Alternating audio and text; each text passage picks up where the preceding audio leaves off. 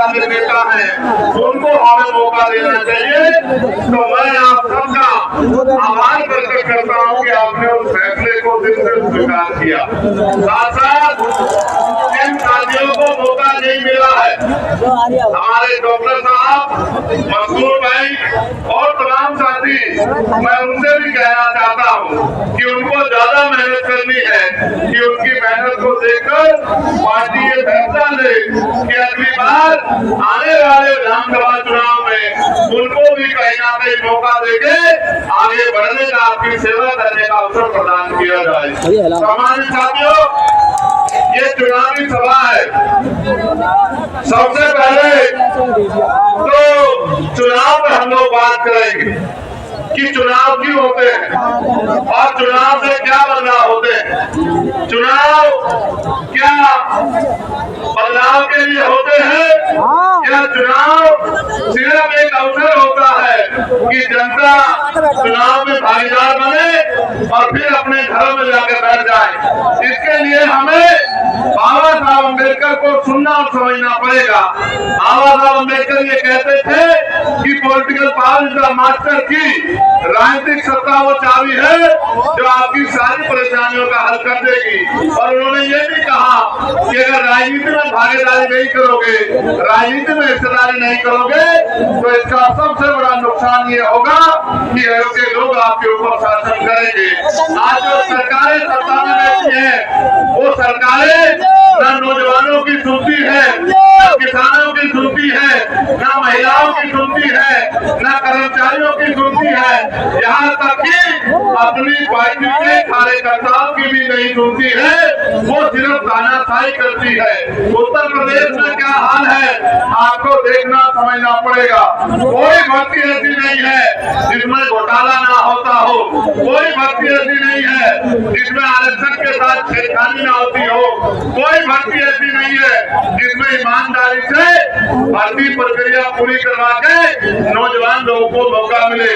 सरकार के पास कोई योजना नहीं है कि गांव में रहने वाली महिलाओं को उद्योग धंधे लगा के, कुटीर उद्योग लगा के रोजगार देने का काम किया जाए। सरकार के पास कोई योजना नहीं है कि पढ़े लिखे नौजवानों को, जिनको उनके माँ बाप ने अपना खून पसीना लगाकर पढ़ा लिखा के तैयार कर दिया है, उनको उनके पैरों पे खड़ा किया जाए, नौकरी रोजगार दिया जाए।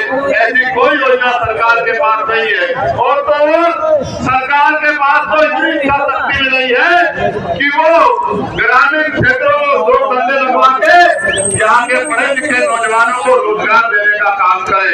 मुझे आपको ये समझना है कि 300 साढ़े 300 रुपए की मजदूरी से, 400 रुपए की मजदूरी से आपको सम्मान का जीवन नहीं मिल सकता है।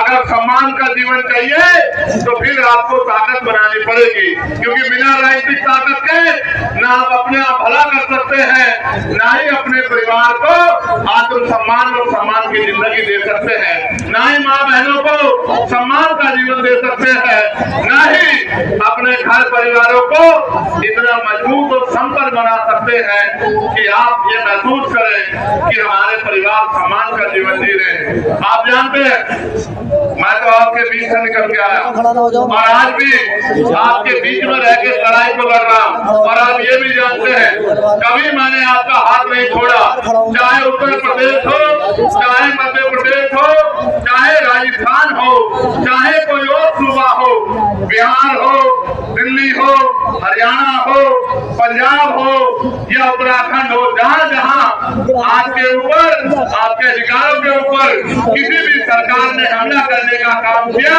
आप पे जुर्म जाति दिखाने का काम किया, भीम आर्मी के साथियों ने, आजाद समाज पार्टी के साथियों ने और चंद्रशेखर आजाद ने कंधे से कंधा मिलके इस लड़ाई को लड़ने का काम किया और समाज को उठाने का काम किया। मैं आज भी नहीं भूला हूँ, मैं आज भी नहीं भूला हूँ। यही मुरादाबाद के पास में एक पार्क पे बाबा साहब अम्बेडकर की मूर्ति रखी और पुलिस की गोली से उसको छलनी कर दिया गया था। उसकी माँ उसको अपने पल्लू में रख के रो रही थी और मीडिया से अपील कर रही थी कि भाई चंद्रशेखर आजाद तक संदेश पहुंचा दो कि मेरे बेटे को न्याय दिला दे। चुनाव चल रहा था लोकसभा का, मैंने चुनाव को पीछे छोड़ दिया और मैं यही रामपुर पहुंच के मैंने उस परिवार के आवाज उठाने का काम किया और उस परिवार को न्याय दिलाने का काम किया। सम्मानित साथियों, आपकी वोट लेने वाले नेता घरों में घुस गए, चाहे मौलाना कलीम सिद्दीकी का मामला हो, चाहे तबलीगी जमात का मामला हो, चाहे मौलाना साद साहब का मामला हो, चाहे नासिर जुनैद का मामला हो, या अखलाक का मामला हो, या पहलू का मामला हो, या नजीब का मामला हो, या कहीं भी कोई जुर्म हुआ हो।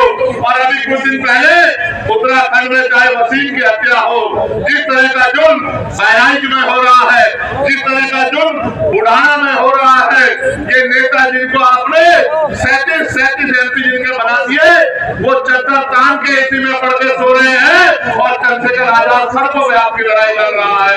और कभी कोई शिकायत नहीं, कभी कोई शिकायत आपसे नहीं की है। और इच्छा ये है, सिर्फ इच्छा ये है कि जिस तरह देश के अमीरों को सुख सुविधा का जीवन मिल रहा है, इस प्रदेश के और देश के हर गरीब को सुख सुविधा का जीवन मिलना चाहिए। इच्छा सिर्फ इतनी है कि जिस तरह से अमीर अपने बच्चे को प्राइवेट स्कूल में अच्छी शिक्षा दिला पा रहा है, गरीब के बच्चे को भी अच्छी शिक्षा मिलनी चाहिए और गरीब के बच्चों को भी रोजगार की व्यवस्था होनी चाहिए। इच्छा ये है, ज्यादा इच्छा नहीं है।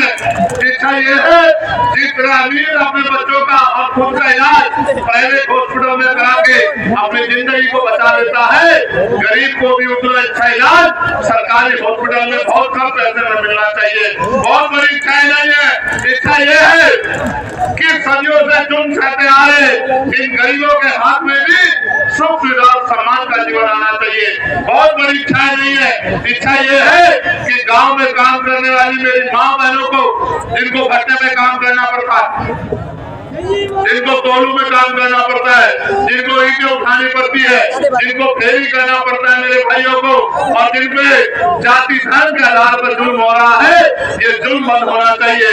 जिस तरह से आरक्षण को खत्म करने का प्रयास भारतीय जनता पार्टी की सरकार दलित पिछड़े वर्ग के लोगों कर रही है, ये आरक्षण के साथ छेड़खानी बंद होनी चाहिए। मैंने तो पार्लियामेंट में मांग उठाई थी, आपने सुना भी होगा कि अब समय आ गया है कि निजी क्षेत्रों में SC/ST OBC के लोगों के लिए आरक्षण की व्यवस्था होनी चाहिए।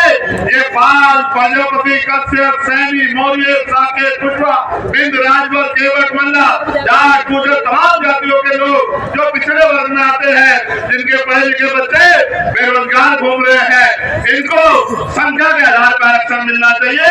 और जो शेड्यूल कास्ट की जातियां हैं, इनको भी संख्या के आधार पर आरक्षण मिलना चाहिए। और सभी का जाति धर्म से ऊपर उठ के सभी का सम्मान होना चाहिए।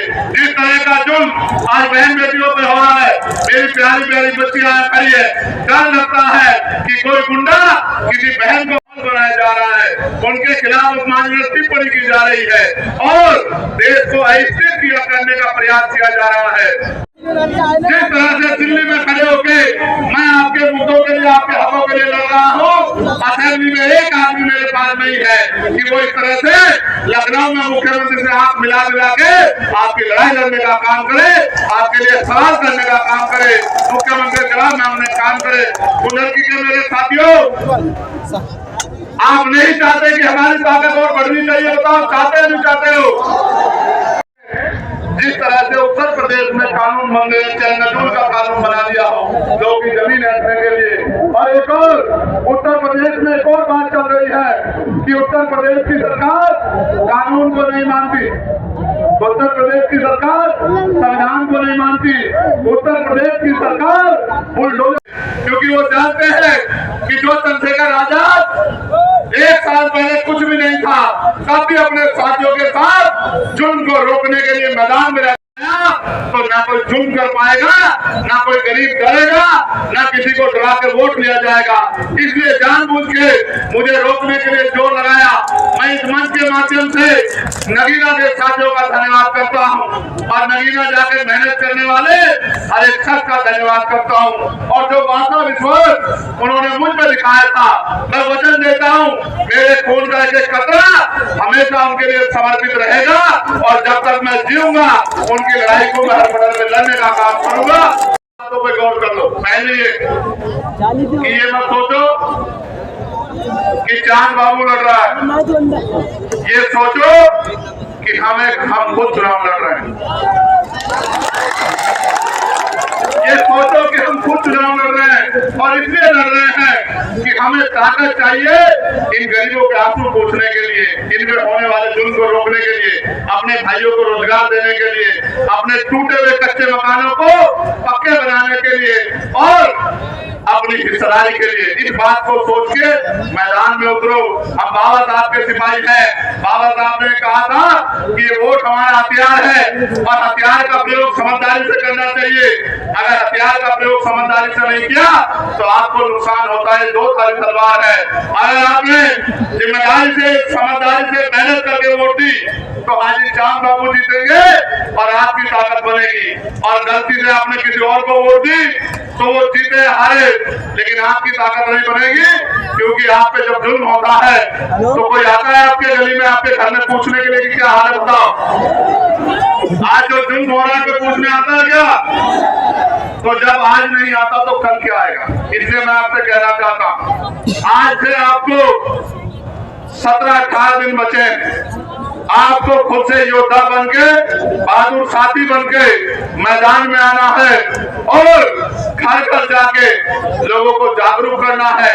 एक एक वोट को तैयार करना है और 13 तारीख को जब वोट पड़ेगा एक एक वोट को बूथ तक पहुंचाना है और साबित करना है कि आपका मुकाबला कोई भाजपा कर नहीं सकती। आपका मुकाबला अगर कर सकते हो तो आप, और आप अगर आपको कोई रोक सकते हो तो आप अगर ठान लोगे तो आपको कोई नहीं रोक सकता। इसलिए मैं आपसे कहना चाहता हूं कि इस बार रामगंगा नदी ओवरफ्लो नहीं होगी और ना ही वो किसानों की फसलों को नुकसान करेगी। आप अपने वोट का फैसला आजाद समाज पार्टी के पक्ष में रखना। अधिकारियों को वहां ले जाके उस परेशानी को हल करने का काम चंद्रशेखर आजाद कराएगा, ये मैं आपको विश्वास दिलाता हूं। अस्पताल की व्यवस्था बहुत खराब है। वहाँ अस्पताल तो है लेकिन अस्पताल ना होने के बराबर है। साथ साथ हर बार कई लोगों की मौत होती है। तो आप ये महसूस करो, जिनको आपके मरने से फर्क नहीं पड़ता उनको आपके रोटी रोजगार की चिंता होगी क्या? होगी क्या? तो फिर आप समझो कि ये कुर्सी में बैठे लोग आपके नहीं हैं। और आधार कार्ड संशोधन के लिए मुरादाबाद में बहुत लंबी लंबी लाइनें लगती हैं। क्या आप चाहते हो कि मुझे आपकी सेवा करने का मौका मिले? हाथ उठा के बताओ, दोनों हाथ उठा के बताओ जो लोग चाहते हैं। चाहे मुसलमान हो, चाहे किसान हो, चाहे नौजवान हो, जब तक उनकी परेशानियों को हम लोग खत्म नहीं कर देते तब तक हम लोग चैन से नहीं बैठेंगे। मैं धन्यवाद दूंगा हमारे प्रदेश की टीम का, हमारे मंडल के जिले के नेताओं का मैं धन्यवाद दूंगा, हमारी महिला नेताओं का, लेकिन मैं सबसे ज्यादा धन्यवाद दूंगा कुदरती की महाजनता का कि जिस तरह आज उन्होंने इन बड़े बड़े दलों के सामने मेरे हौसले को मजबूत किया है। मैं वचन देके कहता हूँ मेरे खून का आखिरी कतरा भी आपके काम आएगा। और जो साथी यहाँ मेहनत कर रहे हैं उन्होंने मुझसे वादा किया था कि आप चांद बाबू को मौका दे दो, हम दिन रात एक कर देंगे। आप सोचो होगा क्या अगर आपने इस विधानसभा को जिता दिया? क्या होगा पता है आपको? क्या होगा आपको पता है? मैं बताता हूँ क्या होगा। जो अधिकारी कर्मचारी आज आपकी सुनते नहीं है ना, आप लिख के रख लो। 13 तारीख को वोट पड़ेंगे, 23 में परिणाम आएगा, 24 में वो अधिकारी जब आप अपनी परेशानी लेकर जाया करोगे तो वो आपको खड़े होकर नमस्कार करके बुलाया करेंगे कि आइए भाई अपनी परेशानी बताइए। पूछो क्यों? पूछो क्यों? क्योंकि उनको ये पता लग जाएगा कि अब समय बदलने वाला है। आज जिनको दफ्तरों से रोक रहे हो, कल उनका आदमी, कल उनका भाई इतना ताकतवर हो जाएगा कि एसपी कौन लगेगा, डीएम कौन लगेगा, कमिश्नर कौन लगेगा, उसकी कलम से फैसले होंगे। तो अब हमें लोगों को परेशान नहीं करना है, अब हमें लोगों की सुनवाई करनी है, उनकी मदद करनी है। इस बात का एहसास उनको हो जाएगा। 2025 शुरू होने दो, इतनी मेहनत करूंगा, इतनी साथ मिलके गांव गांव जाऊंगा, गली गली जाऊंगा, कस्बे कस्बे जाऊंगा, विधानसभा में जाऊंगा, बूथ के साथी को, सेक्टर के साथी को, विधानसभा के साथी को उनके साथ बैठ के रुकी रुकी खा के जैसे बिस्तरे पे वो सुनाएंगे, कच्चे में पक्के में उनके साथ रह के अगले 2 साल इतनी मेहनत करेंगे कि 2027 में इस भारतीय जनता पार्टी की सरकार को उखाड़ के फेंक देंगे। मेरी बात कि ये मेरा जीवन खत्म कर दे, क्योंकि जीते जी मैं इन पर रुकने वाला नहीं। और वो नोट नहीं बना जो चंद्रशेखर आजाद को खरीदने जाता, वो नोट नहीं बना जो चंद्रशेखर आजाद के रास्ते को रोक दे। लेकिन मेरी ताकत तो आप ही हो, मेरे पास आपके अलावा क्या है? उनके पास बड़ा बड़ा मीडिया हाउस है, बड़े बड़े नेता है, मेरे पास तो मेरे नेता लोग ये खड़े हैं, मेरे पास कौन से और मेरे तो मुख्यमंत्री भी आप हो, मेरे तो मंत्री भी आप हो, विधायक सांसद भी आप हो, मेरे पास तो आपके अलावा कुछ नहीं। मैं बहुत सपनों में नहीं रखना चाहता, मैं आपसे कहना चाहता एक बार इस लड़ाई का लड़ने का मौका मुझे दो और फिर बताना जो काम 5 साल में हम कर जाएंगे पिछले 50 साल में नहीं होगा और अगले 100 साल में नहीं कोई कर पाएगा। मेरी बात को आप याद रखना कि सड़कों को देख के ऐसा लगा करेगा कि ये सड़क है या फर्श है। मेरी बात को आप याद रखना। ऐसे नियम और कानून बनाएंगे कि गरीबों को कोई फंसा नहीं पाएगा। ऐसी व्यवस्था करेंगे कि धर्म और जाति के आधार पे कोई किसी मजहब का, कोई किसी व्यक्ति का शोषण नहीं कर पाएगा। ऐसी कानून व्यवस्था देंगे कि कोई किसी गरीब की बच्ची की तरफ बात उठा के नहीं देख पाएगा। मेरी बात को आप याद रखना। ऐसा माहौल देंगे कि नौजवानों को धोख लगा के रोजगार देंगे, कुटीर उद्योग लगा के महिलाओं को रोजगार देंगे और सबको लेके आगे बढ़ेंगे। पूरे प्रदेश को ताकत देने का काम करेंगे। लेकिन शुरुआत आप गुलर्गी में करा देना और गुलर्गी से रिजल्ट देके भेजना और एहसास करा देना कि आने वाला समय आजाद समाज पार्टी का है। बहुत बहुत धन्यवाद। जय भीम, जय भारत, जय संविधान, जय मंडल, जय जोहार। और ये देख रहे हो ये क्या है? ये केतली तो है, लेकिन ये अलादीन का चिराग भी है। इसे वोटों से भर देना और जब 13 तारीख को वोटों से भर दोगे तो 23 तारीख को जब भी ढक्कन खोला करोगे तो इसमें से अलादीन के चिराग में से जो निकलता है वो चांद बाबू के रूप में निकला करेगा। और समस्या बता दिया करना और ये आपकी लड़ाई लड़ने का काम करेगा। कर दोगे नहीं कर दोगे मदद? तो ऐसे मुट्ठी बंद करो, खड़े हो जाओ अपनी अपनी जगहों पे, अपनी अपनी जगहों पे खड़े हो जाओ ऐसे मुट्ठी बंद करके।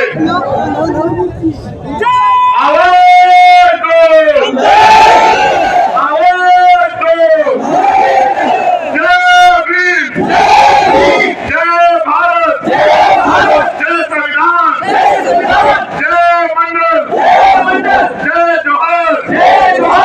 और हमारा विधायक कैसा हो? हरिचंद बाबू जैसा हो। हमारा विधायक कैसा हो? हरिचंद बाबू जैसा हो। का विधायक कैसा हो? हरिचंद बाबू जैसा हो। गरीबों का विधायक कैसा हो? हरिचंद बाबू जैसा हो।